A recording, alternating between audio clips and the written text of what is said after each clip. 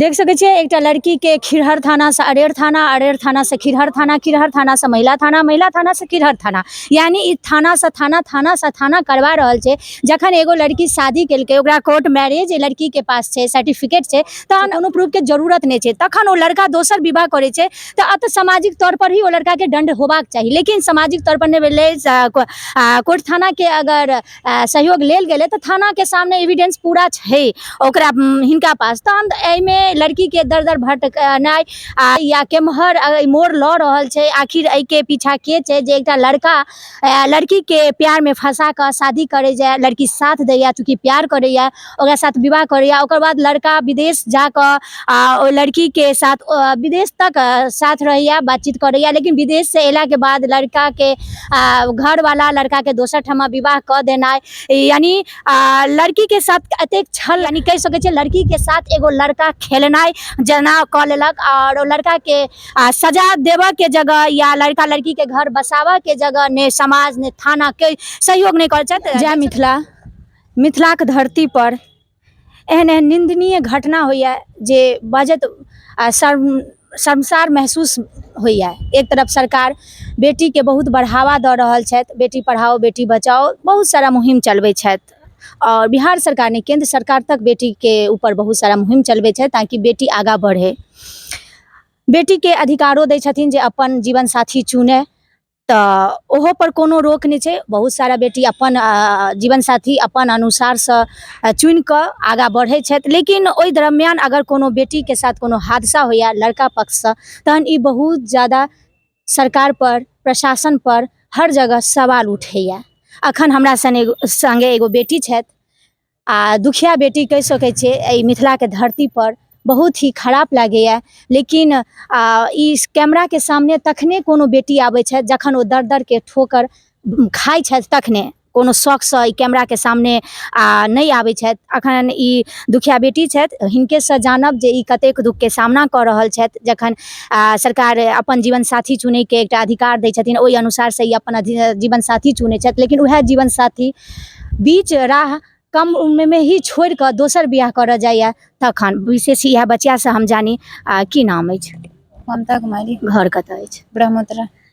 की केना की अहाँ के साथ घटना भेला? के हम शादी 2019 में केलिए मंदिर में।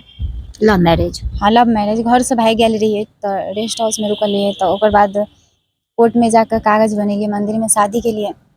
ओकर बाद शादी के बाद वो कहलकै जे घर रह, हम विदेश जाइ छी, विदेश से आयब अहाँ के लऽ जायब, कैलाकि तो ओकर मम्मी पापा सब पक्ष में नहीं छलै, ओकर मम्मी सब कहै छलै कि वहाँ नहीं करल है, एहि दुआरे।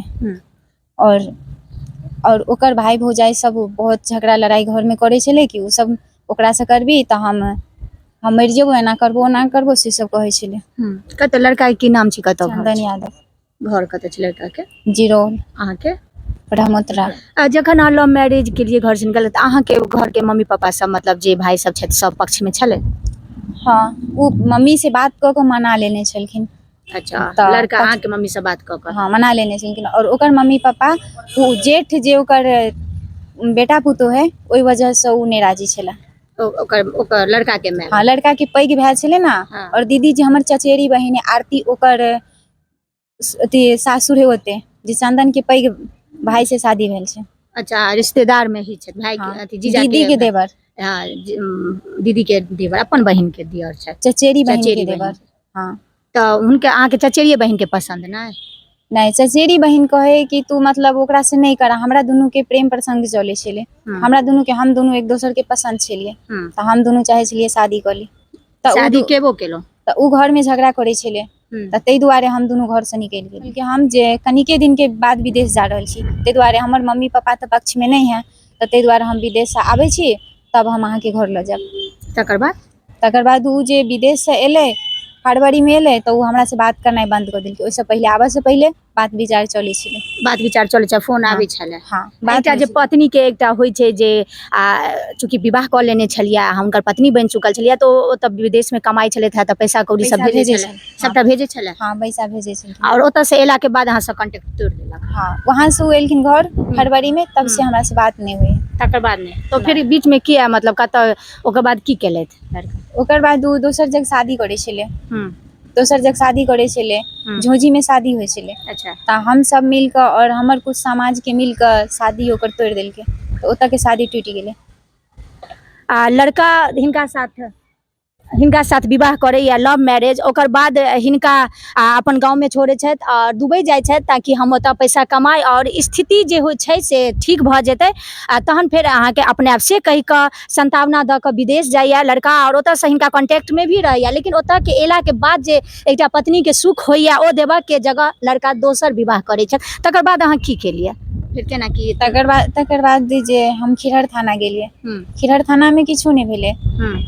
ओकर बाद खिरहर थाना में कहलकै कि समाज में फैसला होगा। पहले खिरहर थाना में एक बेर फैसला भेलै, तब कहलकै समाज में फैसला होगा, तऽ समाजो में कोनो फैसला नहीं भेलै। ओकर बाद हम DSP लग गेलियै, DSP ओकरा फोन केलकै, फिर कहलकै वहाँ जे हम केस नहीं लेबै, केस करऽ गेलियै खिरहर थाना में। तऽ हम ओकर बाद फिर ओकरा घर पहुँच गेलियै। ओकरा घर में जे ओकर चंदन के पैघ भाई रोशन हमरा बहुते मारलकै पीटलकै। ओकर मम्मी सब मिलकर, ओकर पापा सब, भाई सब सब मिलकर चंदन के हम पकड़ऽ लगलियै, उ भाग गेलै। ओकर बाद उ हमरा से घिसिया कऽ पक्की सड़क पर राखि देलकै और ओकर बाद उ थाना के जे 9 बजे राति में हमरा थाना उठा के लऽ गेलै, खिरहर थाना? हाँ खिरहर थाना उठा के लऽ गेलै। और रात में हम थाने में रहलियै, ओकर बाद दिन भरि दिन थाने में रहलियै और रात में 9-10 बजे में हमरा अरेर थाना लऽ गेलै। अरेर थाना से जे मम्मी सबके बुला के मम्मी के साथ घर भेज देलकै। तऽ हम कहलियै कि ऐसे आगे अहाँ की करबै, हमरा कैला वहाँ से उठेली? तऽ कहलकै उ जे हम 2 दिन के बाद बजबै छी ओकरो सबके आ अहूँ के बजबै छी, ओकर बाद जे की हेतै अगर दुनू बगल मिल जायब तऽ ठीक है, नहीं मिलली तऽ हम आगे केस करब। ओकर बाद हम ओकरा फोन केलियै, ओकर बाद फोन केलियै तऽ लड़का के नहीं, हम खिरहर थाना मैडम जी के फोन केलिए कि मैडम जी जो 2 दिन का टाइम दिए थे, 4 दिन हो गया। तो 4 दिन हो गए तो फोन के लिए। ओकर बाद कहलके कि जे वो लोग नहीं मान रहा है, तो हम कहलिए केस लीजिएगा ना? तो नहीं। तो उसके बाद हम फिर महिला थाना एलिए। अखन महिला थाना कहिया? महिला थाना में महिला थाना में 10 तारीख के आवेदन दिलिए FIR के लिए। कहलके जे हम बजायब तऽ अहाँ एबै सबके लऽ कऽ, अकेले नहीं आबि जायब। तऽ ओकर बाद जे उ हम आई एलिए तो पूछलिए तो कहलके खिरहर थाना जाओ, यहाँ पे कुछ नहीं होगा। और खिरहर थाना कहलके महिला थाना जाओ। केना की गेलिया थाना? अहाँ सब जनप्रतिनिधि छियै। पिछले 10 तारीख को इनकी माँ, बचिया की माँ, बचिया हमारे घर पर पहुंची कि नेताजी हमारे साथ बहुत अन्याय गलत हो रहा है, ऐसे ऐसे पूरी कहानी बताए। बोले कि ठीक है, आप इससे पहले तो आप हमको जानकारी नहीं दिए थे, लेकिन चलिए महिला थाना में आप आवेदन दीजिए और उसके बाद हम देखते हैं कैसे क्या होगा। फिर महिला थाना में हम 10 तारीख को अपने नेतृत्व मैंने साथ ले करके आकर के इनको आवेदन SHO मैडम को दिया गया। SHO मैडम ने आश्वासन दिया कि ठीक है इस पर कार्रवाई हम करेंगे, देखते हैं। फिलहाल आज जब आई महिला 10 तारीख से लेकर के और आज तक में कोई सुनवाई, कोई कार्रवाई, टेलीफोन नंबर वगैरह ले ली थी, इस पर कोई चीज़ नहीं हुआ। फिर ये आज हमको ये फ़ोन की कि चाचा जी हम यहाँ आए हुए हैं, सो यहाँ पर कोई कार्रवाई नहीं है। हम बोले कि ज़रा मैडम को नंबर से दीजिए, बात करेंगे। हम कहीं दूर थे, हम इलाके में थे, क्षेत्र में। तो मैडम मोबाइल लेने से इनकार कर दी कि नहीं हम बात नहीं करेंगे। तो फिर हम बोले कि ठीक है आप वहीं बैठिए, वहीं रुकिए, हम आते हैं। फिर हम यहाँ आए, मैडम से मिल करके बात की SHO से। तो उन्होंने कहा कि जाइए आप खिरहर थाना में, यहाँ कोई ऐसा बात नहीं है, ऐसे वैसे मेरे पास नहीं आइए। हम बोले कि आप आवेदन तब क्यों लिए, आवेदन दे दीजिए। अगर आप उस दिन आवेदन नहीं लेते तो हम नहीं आते, चाहिए नहीं आती। तो अगर आप आवेदन FIR नहीं लीजिएगा तो आप हमारा आवेदन जो दिए थे वो वापस कर दीजिए, हम देखते हैं SP साहब से हम मिलते हैं, उनको ले जाकर के मिलते हैं। महिला थाना में महिला SHO छथिन, महिला एकटा दुखी महिला लड़की जे एलथि है हुनका न्याय देबा के जगह हुनका एम्हर से उम्हर खिरहर थाना घुमा रहल छथिन।